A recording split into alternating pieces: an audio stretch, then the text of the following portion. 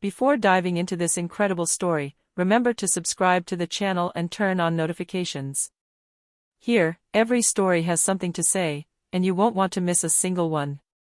From the day of my divorce, my daughter Emily Johnson had chosen to cut me out of her life. She was 17, and I could still see that mixture of anger and sadness in her eyes the night everything changed. "Mom, you're no longer welcome in my life," she had told me, and from that day on, an icy silence had settled between us. 8 long years passed in this painful absence. Every birthday, every Christmas, every family gathering, I saw her empty place at the table. I heard about her professional achievements and her personal life through photos and indirect messages. I felt excluded from her life, a stranger in my own world. I had tried writing to her, reaching out with letters full of love and regret. I had called, sent messages, but every attempt went unanswered. Sometimes, I wondered if I had been a bad mother, if my mistakes had been irreparable, if my absence had been the only possible outcome for her. Despite everything, I never stopped loving her. I dreamed of the day she would understand my choices, my mistakes, and that we could talk, truly talk, without anger or judgment. I held on to the hope, fragile but tenacious, that time would eventually heal our wounds. Then, one autumn evening, my phone rang. The number on the screen made me tremble. It was Emily. A hesitant, soft, almost foreign voice called my name. I felt my heart clench, my palms grow sweaty. 8 years of silence crumbled in an instant.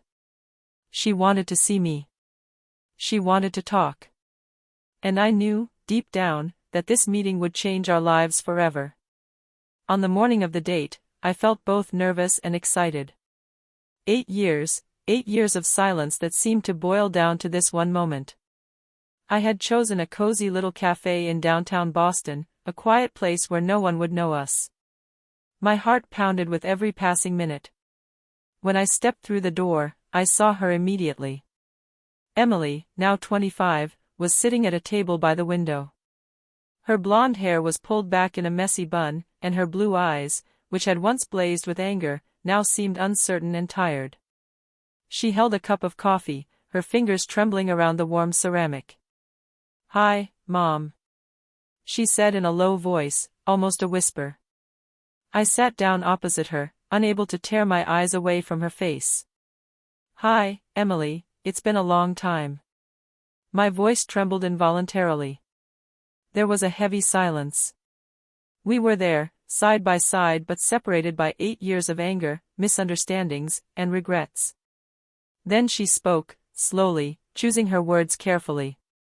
I need to talk to you about something important." I nodded, trying to prepare myself for whatever she might say. Was it a reconciliation, a plea for help, or simply passing curiosity? I didn't know. All I could do was listen. Emily lowered her eyes, her voice becoming more shaky. "These past few years, I've thought a lot. I think I've been unfair to you." My heart leaped. After 8 years, those words seemed unreal. "Emily," I murmured. "I'm not asking you to forget what happened. I just want you to let me explain."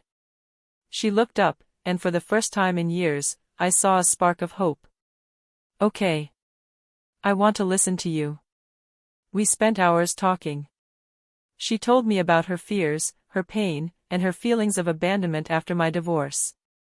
She also spoke of her own mistakes, of the outside influences that had fueled her anger. For the first time, we communicated without filters, without resentment. The walls we had built over the years began to crumble, stone by stone. When we left the cafe, the autumn sunlight bathed the streets, and I felt a strange mixture of relief and apprehension. 8 years of silence couldn't vanish in a day. But this meeting, this first step, was the beginning of something new. Something I had never dared to hope for. In the days following our meeting, I couldn't stop thinking about every word, every silence we shared at the cafe. Emily had let me into her life after 8 years of silence, and I knew that opening was fragile. Yet, I was ready to do anything to rebuild our connection. A few days later, she invited me to her place. It was a small, cozy apartment in Cambridge, tastefully and simply decorated.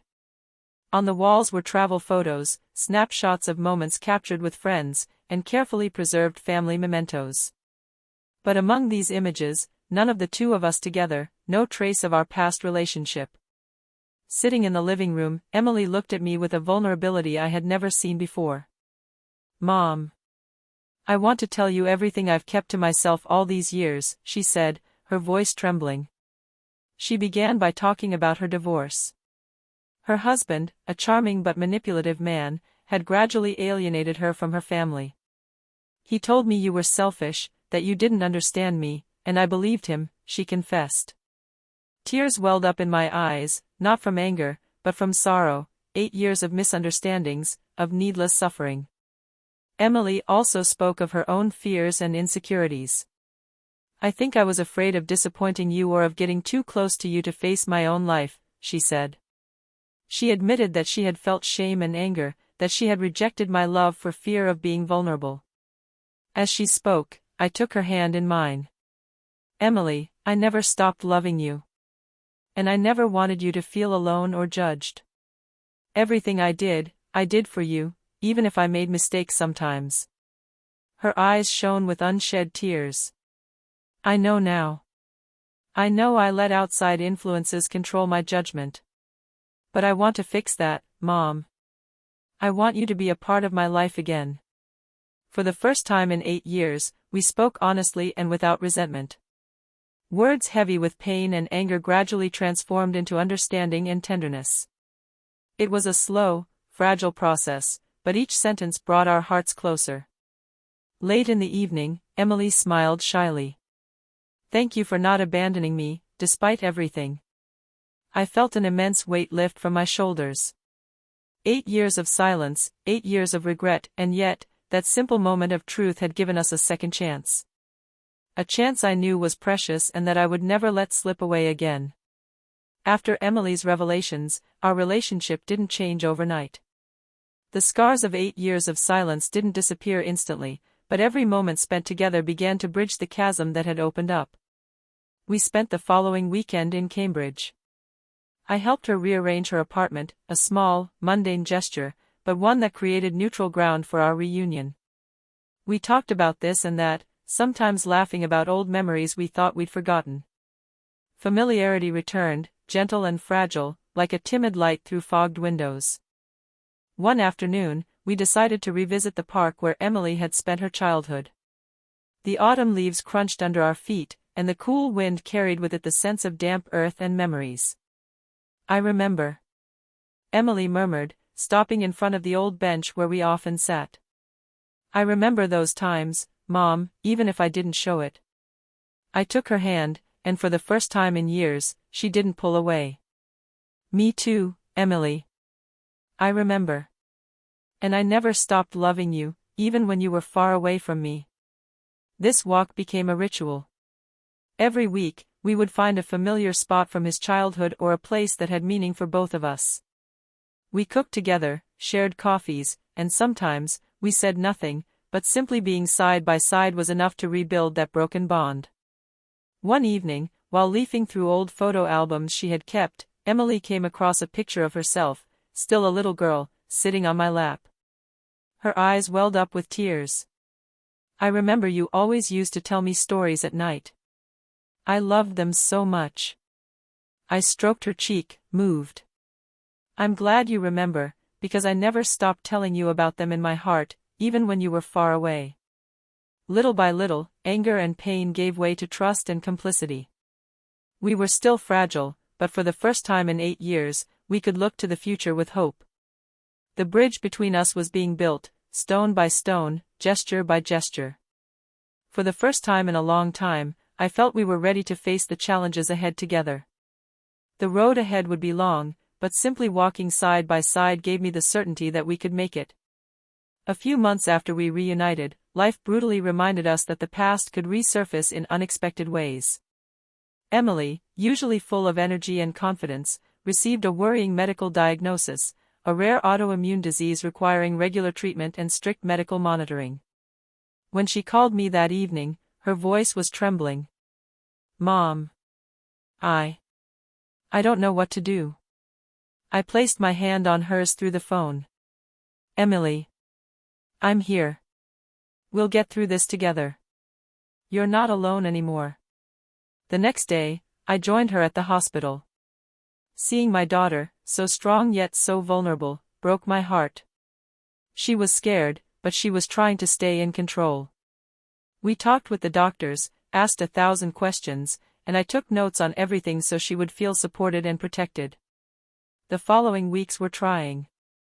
Between medical appointments, treatments, and moments of doubt, we discovered the strength of our bond. I supported her not only physically but also emotionally, encouraging her to keep hope alive. Emily, for her part, began to include me in her little routines, letting me be a part of her life like never before. One evening, after a long day at the hospital, we were sitting in her apartment, exhausted but together.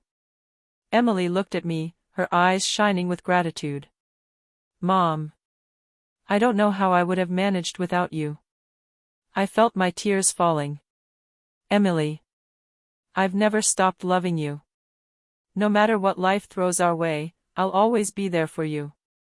This unexpected ordeal, though painful, gave birth to something precious, the certainty that we could count on each other, against all odds.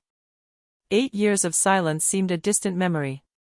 We were closer than ever, and every moment we shared had a new intensity, born of fear, vulnerability, and rediscovered love. For the first time in a long time, I felt that nothing could ever separate us again. And I knew that this bond, forged in adversity, would be indestructible.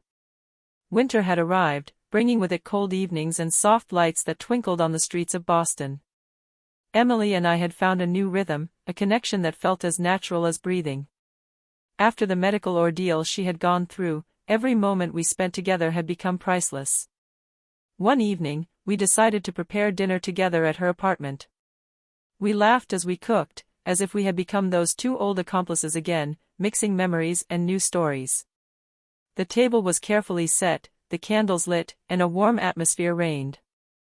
Emily raised her glass, her eyes shining. To us, Mom, and to everything we've rebuilt. I smiled, moved, tears welling up in my eyes. To us, Emily, and to all the memories we will create together. We clinked glasses, and for the first time in 8 years, I felt a profound serenity. The past, with its pain and misunderstandings, remained, but it no longer had the power to separate us.